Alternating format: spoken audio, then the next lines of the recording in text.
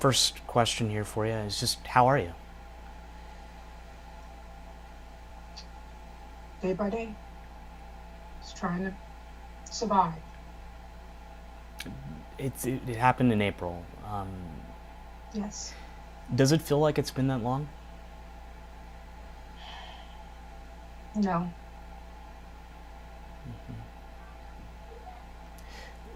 Tell me, how much do you think about her? Every day. Think about her every moment of the day. Everything's been changed in my life. And my whole life has changed. When we come on milestones like this, 300,000, 400,000, 500,000, what crosses your mind? What's happening? Who's next? Can you When is it gonna stop? can you believe it's been 500,000? Right. I remember when initially we there was no PPE available, no uh, protection for the frontline workers, no uh, adequate health care for, not everybody can social distance. There was no there was no social distancing. Um, nobody was taking it serious. Employers weren't taking it serious. They had hundreds of people in grocery stores at one time. Malls were open. Now restaurants are shut down. Malls are closed, grocery stores are closed down. You can't even go into the bank anymore. So it's that long with all of these critical needed things that we needed to survive. Jobs, doctor's appointments, you have to call before you come in and sit in the parking lot until the other one comes out now. What's next? When you're telling me all the things that have changed, but there are still debates about people wearing masks. There are people out there who feel like they shouldn't have to wear masks. They should be able to do whatever they want to do. What do you say to them? If my daughter had a mask, if her employers had enforced her having a mask, she would be alive. There's a possibility she would be alive. If she had gloves, mask, gloves, some kind of face protection, I'm sure that that's your first line of defense is the mask. I live it. I live it every day. That mask is so important because it protects you and the other person. You can't see COVID. You can't touch it. You can't feel it. My daughter died in my arms. In my arms. Her last breath, her last heartbeat. So I saw what COVID did. To those who call it still to this day a hoax, what do you tell them? It's not a hoax. It's not a hoax.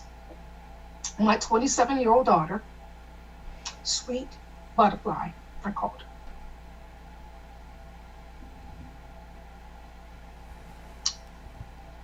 was died tragically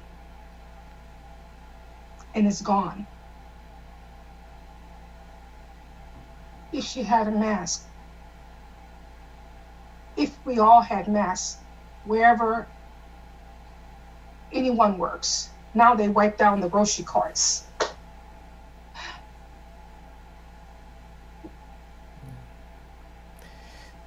Does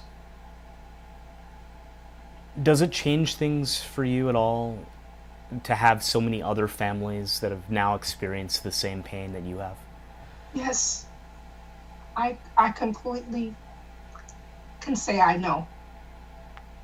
I understand. It's like No one wants to become a part of the COVID death club, you know.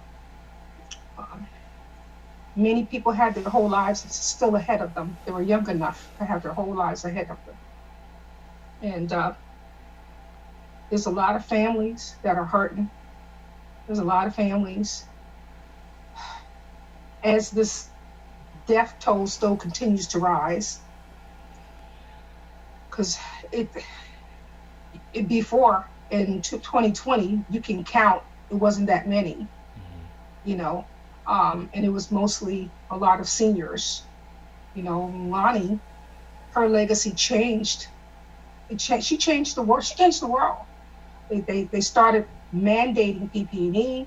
They started mandating the plexiglass for the workers. The cashiers had gloves on. The banks had, now they have these things up. Um, it's not a hoax. Tell me this: there's a lot of people who are looking forward to getting the vaccine, looking forward to the day when this is all over. Maybe next year, maybe late this year. Do you get worried at all through that time period that people will forget some of the losses that have occurred? Yeah, I do. I absolutely, I do. Absolutely. I feel as though that all of the sacrifices and the deaths, each death was a sacrifice. Um, People are going to go on with their lives. And those families that have suffered a death are going to still have to deal with that loss. You know, as a mother, no mother wants to bury her child. No mother. That is a pain forever. No mother. I built my whole life around leaving a legacy for my children. You know, being in the military, I deployed to combat, and I was in the military and deployed to other countries in the middle of other conflicts. But this death toll is more than any conflict that we have had in any military war. This is pure hell. But I came back home to my baby.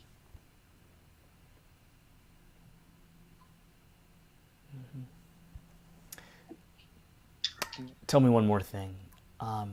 What do you want people to remember about Leilani? Oh, remember my baby?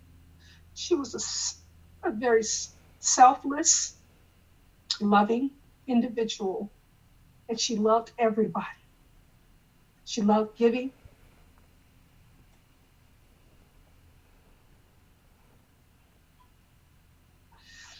She gave herself. She sacrificed herself to change, to hopefully bring change. Her paycheck was only $20.64.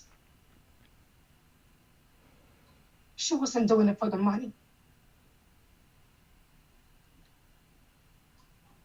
The rest of my life, I will go to her grave every day.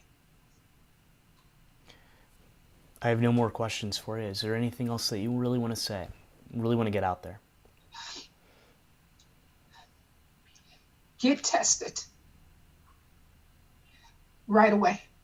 Even if you feel as though